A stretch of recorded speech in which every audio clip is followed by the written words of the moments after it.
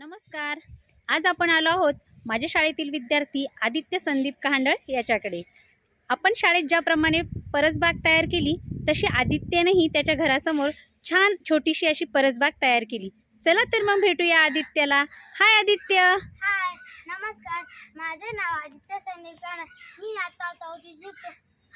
माझ्या शाळेचे नाव जिल्हा परिषद प्राथमिक शाळा कहांडळवाडी. मी आज तुम्हाला माझ्या परसबागेत काय काय लावले आहे ते दाखवणार आहोत. हे आहे वालाचे वेल. वालाला 2-3 दिवसांनी इथे वाल येणार आहे. इथे डांगर आहे. इथे चक्कीचे वेल आहे. इथे रताळे लावले आहे. बघा किती छान दिसत आहे. इथे भुईमुगाच्या शेंगा लावलेला आहे. आता याला शेंगा येणार आहे खालून. इथे टोमॅटोचे झाड लावले आहे. इथे फुले आले म्हणजे इथे टोमॅटो येतील. इथे कारले लावले आहे.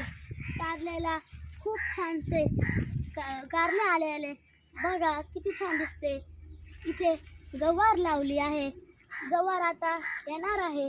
इथे शेपू, इथे मोठे दिसत आहे ते भेंडीचे झाड आहे. इथे घेवडा लावला आहे. घेवडाला शेंगा आलेला आहे. बघू शकता तुम्ही किती छान दिसतंय. इथे पालक आहे. पालकाला खूप पालक आली आहे. बघा इथे कांदापात लावलेली आहे. कांदापात आलेली आहे. इथे अजून एक डांगराचे झाड लावलेले आहे. बघू शकता तुम्ही किती छान दिसते.